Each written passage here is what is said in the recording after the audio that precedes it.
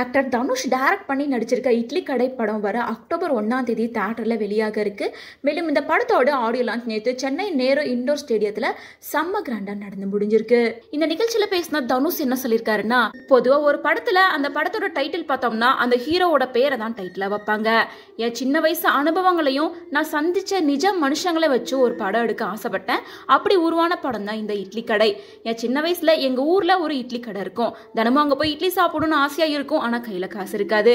அந்த இட்லி கடையில 4 இட்லி வாங்கி சாப்பிடுவோம். அப்படி உழைச்சு சாப்பிட்ட அந்த இட்லியோட ருசியும் நிம்மதியும் எந்த ஒரு பெரிய ரெஸ்டாரண்ட்ல சாப்பிடும் போதும் கிடைக்கவே இல்லை. அந்த இட்லி கடையை வச்சு நம்ம ஏன் ஒரு படம் எடுக்கக்கூடாது அப்படின்னு தோணுச்சு. வெறும் இட்லி கடை மட்டும் இல்லாம அந்த கிராமத்துல என்னை பாதிச்ச ஒரு சில உண்மை கதாபாத்திரங்கள், அதுக்கப்புறமா நாங்க சென்னை வந்ததுக்கு அப்புறமா என் மனசை பாதிச்ச சில உண்மை கதாபாத்திரங்கள் அப்படின்னு இது எல்லாத்தையும் வச்சு எழுதப்பட்ட கற்பனையான கதை தான் இட்லி கடை. மேலும் நம்மளோட வேர்களையும் நம்ம வாழ்ந்த வாழ்க்கை வரலாற்றை எதையுமே மறக்க கூடாது அப்படிங்கறது தான் இந்த படம் சொல்ல வருது.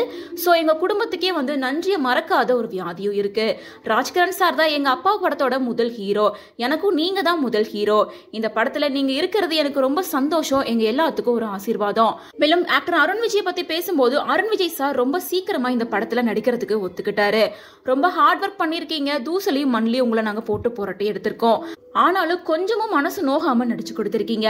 ஒரு சண்டை காட்சியில நான் அவரை குத்தணும், தவறுதலா என் கை அவர் வாயில பட்டு ரத்தமே வந்துருச்சு. வேற யாராவது இருந்திருந்தா குறைஞ்சது 2 மணி நேரம் ஷூட்டிங் நின்று போயிருக்கும். ஆனா அவர் உடனே ஒரு ஐஸ் கட்டை எடுத்து வச்சுட்டு அடுத்த டேக் போலாம் அப்படின்னு சொல்லிட்டாரு. சோ அருண் விஜய் சாருமே இந்த படத்துக்காக நிறைய ஹார்ட் ஒர்க் பண்ணிருக்காரு. அவருக்காக இந்த இடத்துல நான் நன்றி சொல்லிக்கிறேன் அப்படின்னு சொல்லியிருக்காரு. அது மட்டும் இல்லாம தனுஷ் கிட்ட நிறைய கொஸ்டின் அண்ட் ஆன்சர்ஸ் எல்லாம் கேட்டிருக்காங்க.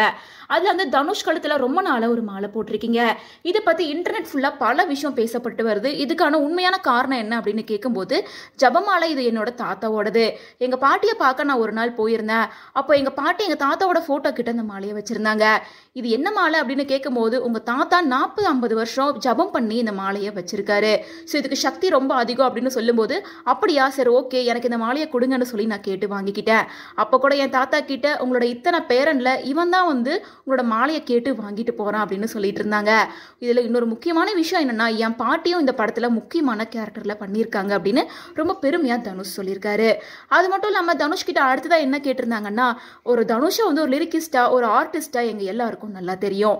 ஸோ தனுஷ் அப்படின்னா யாரு அப்படின்னு உங்க வாயால நீங்க சொல்லுங்க அப்படின்னு கேட்கும்போது, நான் எதுல பெருமைப்படுறனோ இல்லையோ இந்த விஷயத்துல உண்மையிலேயே நினைச்சு நான் ரொம்ப பெருமைப்படுறேன். அதாவது நான் ஒரு நல்ல அப்பா அப்படின்னு நெஞ்ச நிமித்தி ரொம்ப பெருமையா சொல்லுவேன் அப்படின்னு சொல்லியிருக்காரு. அது மட்டும் இல்லாம உங்களோட பயோபிக்க ஒரு படமா எடுக்கணும்னு நினைச்சீங்கன்னா அதுக்கு என்ன டைட்டில் வைப்பீங்க அப்படின்னு கேட்கும்போது, இது என்ன டவுட் வடச்சென்னை 2 தான். என் லைஃப்ல இன்னும் நிறைய சாதிக்கணும்ன்ற ஆசை எனக்கு இருக்கு. எனக்கு இப்போ 48 வயசு தான் ஆகுது. இருந்தாலும் எனக்குள்ள நிறைய ஃபயர் இருக்கு. என்னோட பயோபிக் பத்தி பேசுறதுக்கெல்லாம் நேரம் இன்னும் இருக்கு. ஸோ அந்த அளவுக்கு நான் இன்னும் சாதிக்கலன்னு நினைக்கிறேன் அப்படின்ற மாதிரி சொல்லியிருக்காரு. மேலும் தனுஷோட ஒரு ட்ரெண்டிங்கான இமேஜை ஷேர் பண்ணியிருக்காங்க. அதாவது ராயன் படத்தோட சக்சஸ் மீட்ல ராயனோட லுக்ல செம்ம மாசா தனுஷ் ஒரு போஸ்ட் கொடுத்திருப்பாரு. அது இன்டர்நெட் ஃபுல்லாவே வைரலா இருந்துச்சு. இந்த இமேஜ்ல உங்க லுக் ரொம்ப ட்ரெண்டா இருந்துச்சு. இந்த டைம்ல நீங்க என்ன யோசிச்சீங்க, என்ன ஃபீல் பண்ணீங்க அப்படின்னு கேட்கும்போது, ராயன் படத்துக்கு பசங்க எல்லாம் செம்மையா சூப்பரா சாங் பண்ணியிருந்தாங்க. அந்த சாங்கை பார்க்கும்போது கொஞ்ச நேரத்துக்கு நான் கோமாக்கே போயிட்டேன். எல்லா ஆக்டர்ஸ்க்கும் இது இருக்கிறது தான். நான் அந்த இடத்துல மெய் மறந்து ரொம்ப எமோஷனல் ஆயிட்டேன். சோ என்னையே அறியாம எனக்குள்ள இருந்து வெளியில ஃபீலிங்ஸ் தான் அது அப்படின்னு சொல்லியிருக்காரு. மேலும் ஒவ்வொரு வார்த்தைகள் நாங்க சொல்றோம், உங்களை பொறுத்த வரைக்கும் அது என்ன அப்படின்றத சொல்லுங்க அப்படின்னு கேட்கும்போது, முதல்ல கடவுள் அப்படின்னு கேட்கும்போது நெஞ்ச தொட்டி இங்கதான் இருக்காரு அப்படின்னு சொல்றாங்க. காதல் அப்படின்னு சொல்லும்போது எங்க காதல் எங்க இருக்குன்னே தெரியல அப்படின்ற மாதிரி ரிப்ளை கொடுத்திருக்காரு. கடைசியா நண்பர்கள் அப்படின்னு சொல்லும்போது கடவுளால கொடுக்கப்பட்ட ஒரு ஆசீர்வாதம் தான் அப்படின்னு சொல்லியிருக்காரு. சோ துரோகம் அப்படின்னு சொல்லும்போது துரோகம் எல்லாம் எனக்கு ரொம்ப பழகப்பட்ட ஒரு விஷயம் ஆயிடுச்சுன்னு சொல்றாரு. அதை தொடர்ந்து உங்களுக்கு நிறைய ஹேட்டர்ஸ் எல்லாம் இருக்காங்க இல்லையா, அவங்களுக்கு நீங்க என்ன சொல்ல நினைக்கிறீங்க அப்படின்னு கேட்கும்போது, ஹேட்டர்ஸ் அப்படின்னு இங்க ஒருத்தவங்க கிடையாது. அப்படியெல்லாம் எனக்கு யாருமே இல்லை. எல்லாருமே எல்லா படமும் பார்ப்பாங்க. குறிப்பிட்ட சில பேர் 300 ஐடியா வச்சுக்கிட்டு பரப்புறது தான் வெறுப்பு. அவங்களும் படம் பார்ப்பாங்க. ஆனா கதை யதார்த்தமே வேற. நம்ம பசங்க களத்துல இறங்கி கலக்குவாங்க. அன்பை கொடுத்தா அன்பையா அப்படியே திரும்ப கொடுப்போம். அன்போட எழுச்சி தான் எல்லாமே அப்படின்ற மாதிரி வடசென்னை 2 அப்டேட்டையுமே சைட்ல கொடுத்திருக்காரு. மேலும் கடைசியா நீங்க அரசியல் பத்தி என்ன நினைக்கிறீங்க, மேலும் உங்களோட ரசிகர்களுக்கு என்ன சொல்ல விரும்புறீங்க, அவங்கள பத்தி சொல்லுங்க அப்படின்னு கேட்கும்போது, அரசியல் பத்தி எனக்கு எதுவும் எதுவும் புரியாது, என் ரசிகர்கள் தான் எனக்கு எல்லாமே, அவங்க மட்டும்தான் எனக்கு எல்லாமே அப்படின்னு ஸ்பெஷலாக மென்ஷன் பண்ணியிருக்காரு. ஸோ தனுஷோட இந்த ஸ்பீச்சை கேட்ட ரசிகர்கள் பலருமே செம்ம ஹாப்பி ஆயிட்டாங்க அப்படின்னே சொல்லலாம். ஏன்னா முதல் முறையாக தன்னோட காதல், குடும்பம் அப்படின்னு எல்லாத்த பற்றியும் இந்த ஸ்பீச்சில் தான் ஓப்பன் அப்பாக பேசியிருக்காரு. மேலும் இந்த ஈவெண்ட்ல லாஸ்ட்டாக தனுஷோட மேனேஜர் பேசின சில விஷயங்கள் இப்போ பரபரப்பை ஏற்படுத்தியிருக்கு. நீங்கள் எல்லா மொழியிலையும் படம் பண்ணிட்டீங்க, நடிச்சா மட்டும் போதாது, கொஞ்சம் ஐடியும் கற்றுக்கணும்.